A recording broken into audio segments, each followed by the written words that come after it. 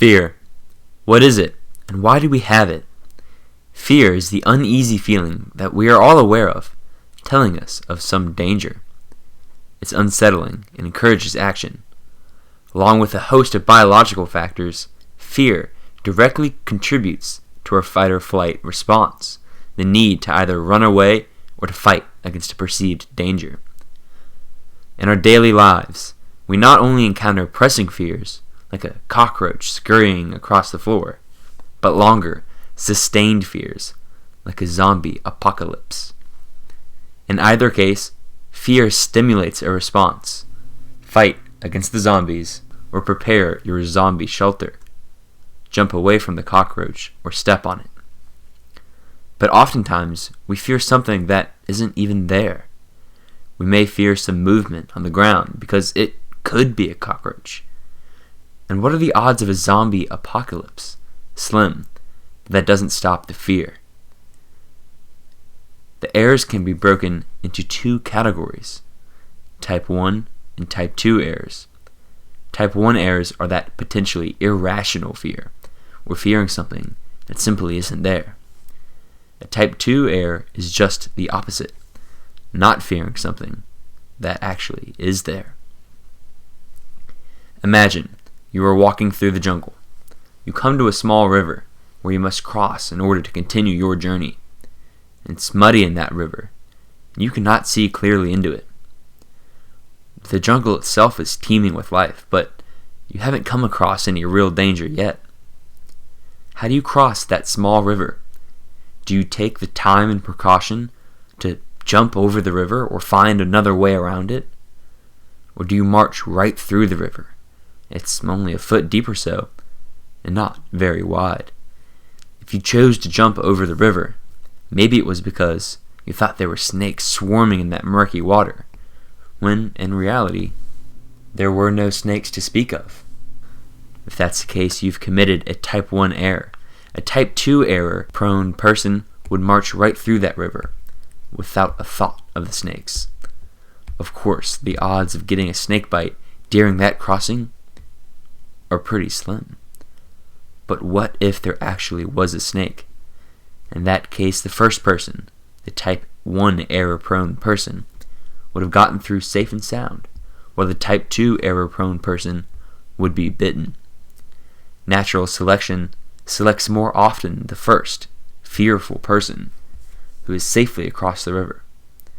Generations upon generations of Type 1 error-prone people who survive to create future Type 1 error-prone generations ultimately create a population that is naturally very fearful.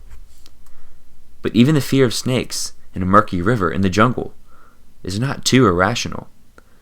So how do we get from fearing snakes to fearing a zombie apocalypse?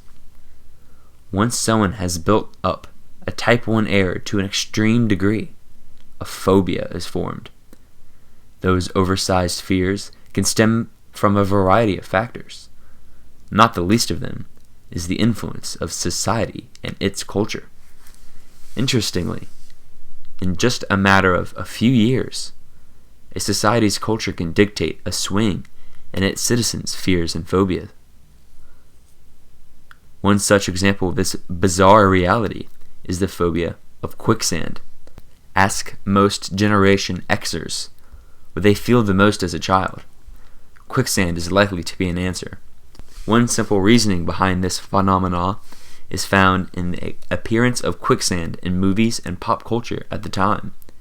In 1962, quicksand was featured in movies like Lawrence of Arabia and other Oscar winners like Women in the Dunes.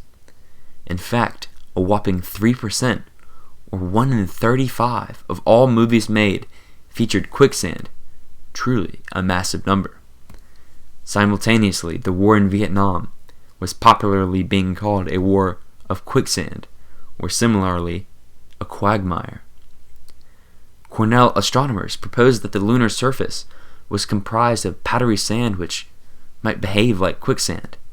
In 1963, Martin Luther King spoke of the quicksands of racial injustice in his I Have a Dream speech.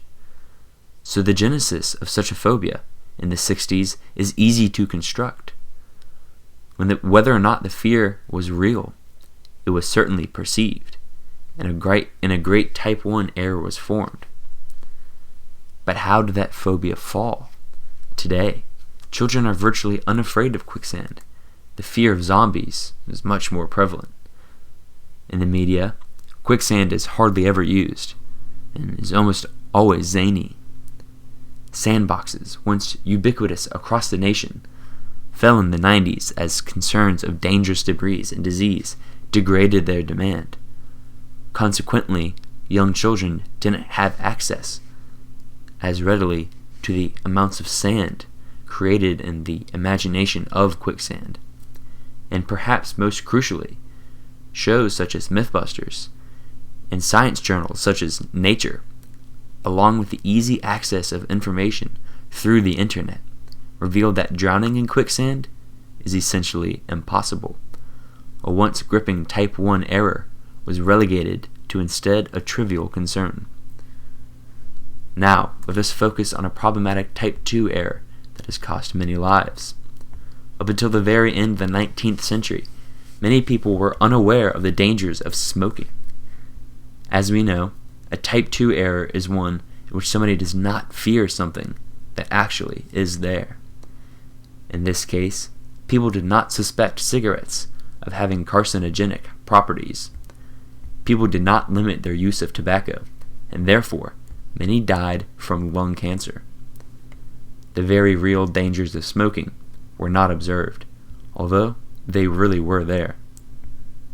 While all type 2 errors might not result in death, they certainly can be just as dangerous as a type 1 error.